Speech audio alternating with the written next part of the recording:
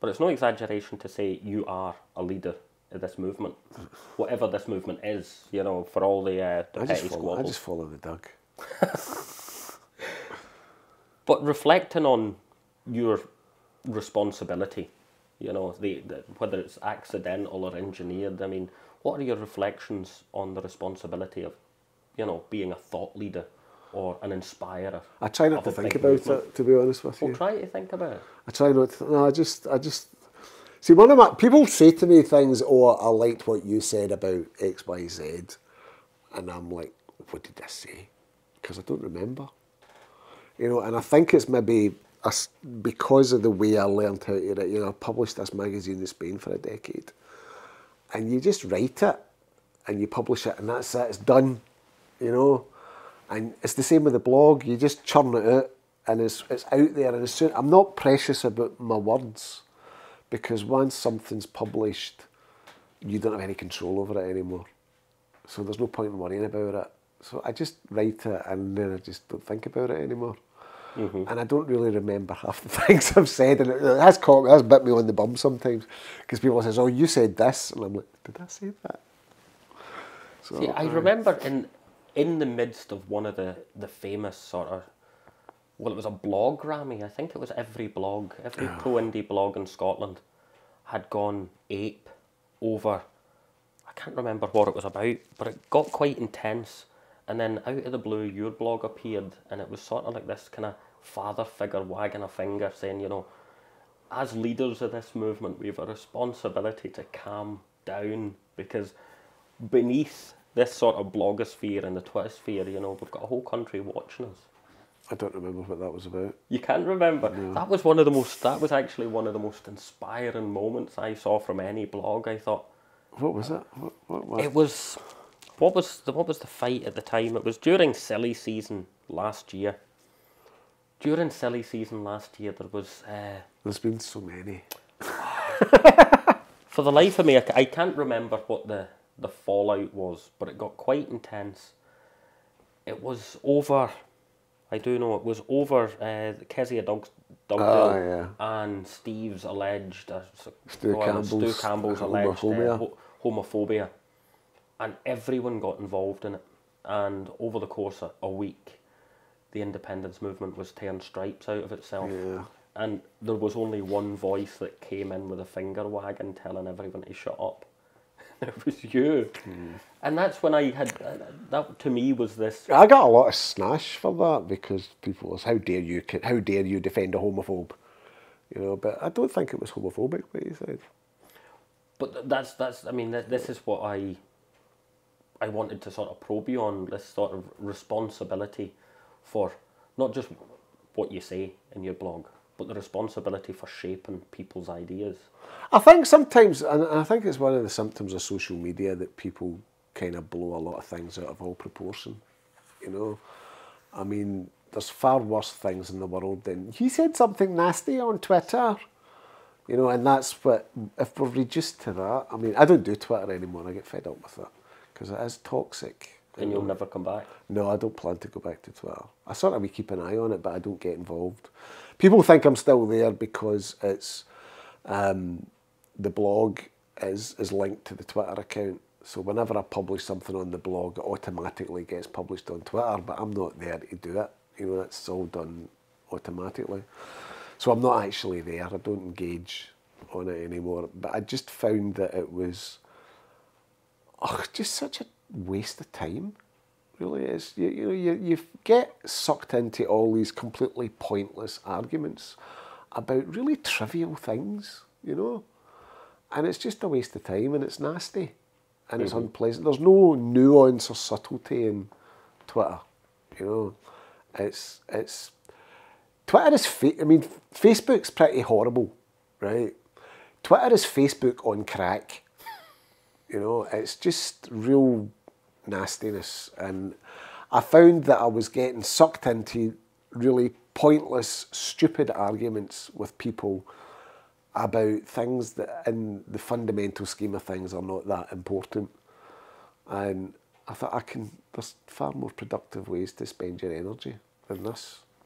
Well, we're hearing a lot about, you know, Russian intervention into Yes, social media? I am a KGB spy. Yeah, okay, well, I'm glad you heard it here first, kids. I am also a double agent for MI5 at the same time. I'm still waiting for an offer from the Chinese intelligence services, the CIA and the Israelis.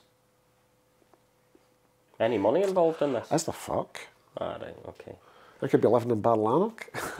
How much of this is real in terms of whether or not the Russians were involved in the Scottish independence campaign? I actually don't care. No. You know, but how much of this is real in terms of British involvement? Oh, I'd be very surprised if there wasn't any British intelligence involvement in the independence movement. There must be. They wouldn't be doing their jobs properly if there wasn't. Yeah. You know, because that's what they're for. You know. So, but as to speculating about who is or who is not involved with British intelligence, I think that way madness lies, really. So I don't speculate about who is or is not involved in British intelligence, really. well, I mean, that actually preempts the next thing I wanted to ask was, how do we, in a wider movement, how do we address this accusation that we're all mental conspiracists? Well, there's a double standard, and I think it comes back to the fact that that excuse me, drink coffee says, and it's me coughing. Sorry, right. There's a double standard. There's a definite double standard in Scotland. The independence movement is held to a standard of behaviour that British nationalism isn't held to in Scotland. That the extreme lunatic fringe of British nationalism in Scotland is not held to be representative of opponents of independence as a whole, and they get really angry if you try and imply that they are. On the other hand, the newspapers in particular, are very quick to paint the independence movement as being characterised by its lunatic fringe. And that's a very difficult, characterisation to overcome, because the media in this country is overwhelmingly opposed to independence. So, I mean, they exist on both sides, but the media only wants to talk about bad behaviour on one side and not bad behaviour on the other. What then about the BBC's role in this? You were talking about, you know, G.A. Ponsonby's fixation on the BBC, but obviously it's real. Aye. So, what do you see the BBC doing? I think the BBC's... What's its function? The function of the BBC should be to hold up a mirror to Scottish society. Unfortunately, when the BBC holds up a mirror, it's a mirror from a hollow mirror, it's a distorting mirror, because the BBC's news agenda is determined to a very large extent by the print media, and the print media is overwhelmingly biased against Scottish independence. And it's also determined to a large measure as well by what's going on south of the border. So, for example, if there are problems in the NHS in England because of the way the Tories are running it into the ground, then immediately the focus is on the NHS in Scotland. So, and sometimes I think these kind of things are only stories because of what's happening south of the border, you know, and they're very quick, I think, to criticise the Scottish government's running of various services in Scotland, but not to point out that they're running them better than the equivalent in England. But the BBC, I think, like I says, I think the BBC Pacific Key is the last bastion of the Labour Party, really, in Scotland. I think there's been there's a lot of very fair people who work for the BBC. There's a lot of very unbiased people who work for the BBC. There is no conspiracy. There are no people sitting in darkened rooms plotting to do down Scottish independence. It's the management, I think, of the BBC have got a particular outlook, and people play to what their bosses approve of. And people who have contrary views self-censor because they know that their bosses don't approve of it. So I don't think, like I says, there's a conscious bias. Bias isn't usually a conscious thing. And I don't think that most people who work for BBC Scotland are consciously biased. Some of them I think are. And because they know they're allowed to express that bias in a way that people who may be biased in favour of independence. But there's a definite power. I mean, as you said about people self-censoring, there's a power structure there. Yeah. And people conform to that power structure. But also because the BBC is very conscious of the fact that it is a British institution. So by definition, the BBC takes Britishness as the norm by which everything else is going to be judged. So Britishness is the default setting, and independence, therefore, is a bit kind of strange and over there. So that's to be examined critically in a way that they don't examine Britishness critically. But I do think, I mean, my biggest criticism of the BBC is the frankly outrageous fact that Scotland doesn't have its own public service broadcaster. I mean, that's outrageous that Scotland doesn't have one. And I don't think it should be the onus on people who support a Scottish public service broadcaster to make the case for it, because that's the norm in Europe for self-governing countries, regions and territories to have their own public service broadcaster. I really think the onus ought to be on opponents to justify not having one. But that's not the narrative that we get. Well, I mean, we have an ad hoc response. We have the National. I'm biased. We have iScot. We have attempts to address that gap. We're now looking at a situation where it looks, on the surface, it looks as though the energy behind this new media is dissipating. This is certainly what the opponents of the movement are looking at and saying, look, your sales are diving, it's a failure. It almost sounds like a rehash of Trump talk, you know, this dying media. Why is that happening? Well, the media is dying all over. I mean, it's not just the traditional media in Scotland. I mean, I think the Record, I don't know how many they sell just now, but I mean, I remember back in the 80s, the Record sold well over 1 million copies. You know, now I think it's 100-something thousand. I don't know what it is. It's a fraction. It's a tiny fraction. But of it's what not they used even to sell. half. You know, it's a tiny, tiny fraction of what they used to sell, and they're all the same. I mean, the Herald's losing readers. The Scotsman is doing diabolically badly. So it's not something that.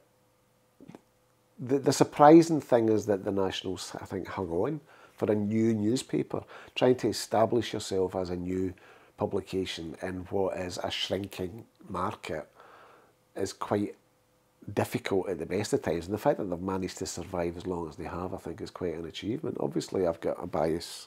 I have a vested interest in the National continuing because, you know, that's my bread and butter, writing for the National, because blogging doesn't pay very well. I noticed. So, yeah. So, it's really important, though, that I think that we have pro-independence voices in the media, but we're now, I think, in a media landscape where people just don't want to pay for their reading. You know, the internet makes reading free, and people don't want to pay for it anymore. So it's very difficult to find a way to monetize, you know, any form of writing these days. It's a difficult way to make a living. And why won't people pay? I don't know. I really don't know. It's kind of ironic that people in Scotland spend more money supporting the anti-independent, independent supporters. Quite a lot of us spend more money every year supporting anti-independence media than we do supporting pro-independence media. You know, and that's kind of weird, but they do. People do that. Mm-hmm. But it's really hard, you know.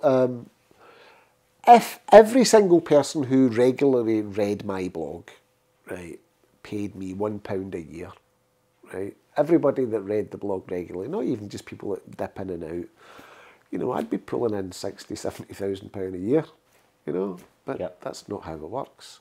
As it is, I've got a donate button on the blog, and it brings in less than I would get if I was claiming unemployment benefit. You know, I mean, it's it's really hard. So that's why, you know, I've been selling books and stuff. That's how I was kind of making a living, was publishing some books and, you know, selling them when I go and do talks. And that was kind of, that's what I was living on, really.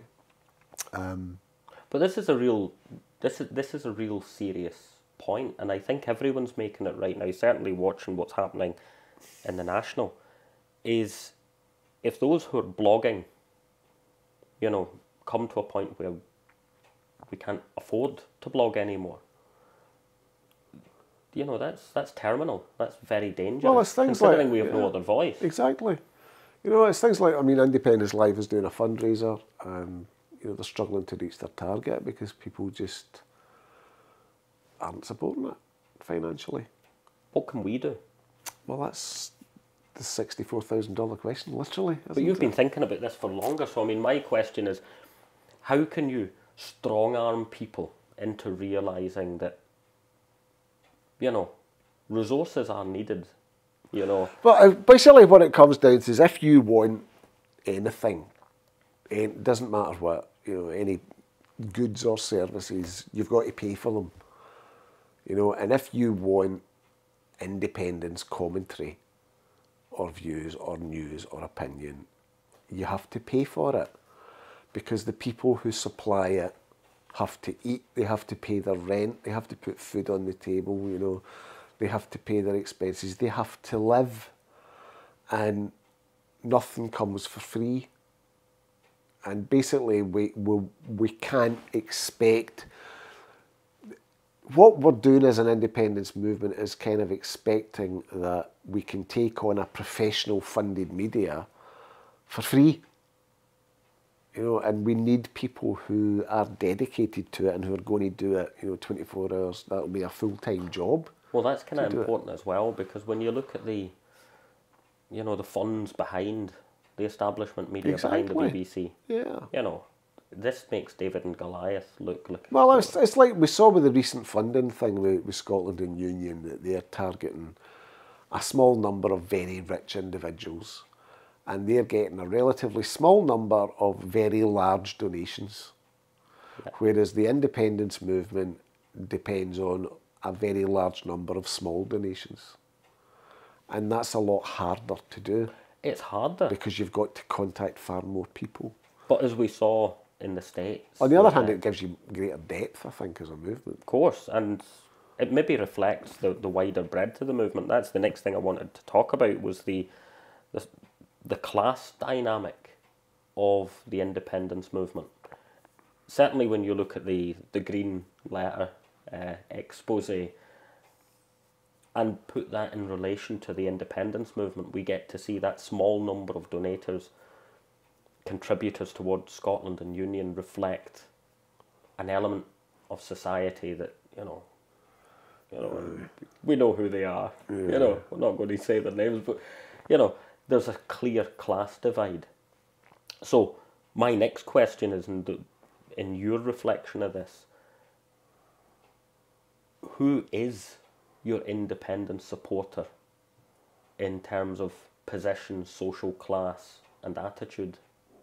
They're really diverse. They are really diverse. I mean, and that's because I do a lot of talks to lots of different independence groups all over the country. One of the things actually that I find most interesting is that the really active groups, the ones where there's a lot of energy and a lot of enthusiasm, tend to be in no areas. They tend to be in areas that voted no quite heavily. And that's quite surprising, really. Maybe it's the adversity that makes them work a bit harder. I don't know. Yeah. But Scots don't strike me as... I mean, we're not the most into fighting. We don't like barneys. No. But the ones in yes voting area, I mean, Glasgow's a kind of a desert when it comes to yes groups, really, which is surprising. There's actually a wee conference on this Saturday, the 10th, to try and address that issue, so hopefully something will come out of that. Might that be a result of Glasgow voted yes? There's nothing really to win here. It's won. Possibly, but I think there's a like you said, maybe it's a kind of sitting and, you know, resting in your laurels, or that kind of West of Scotland apathy strikes back again, you know, because there's a lot of that. So it's possibly a combination of the two things. One of the things I think is, or possibly it's because, you know, the areas where there are active and engaged yes groups tend to be areas which are a bit better off, and they tend to be quite comfortable middle class people that are running them. You know, people that have got a kind of a professional background and they're maybe now retired, and that's what they're putting their energies into now, is the independence movement. Whereas in areas like the East End of Glasgow, there are fewer of those kind of people. So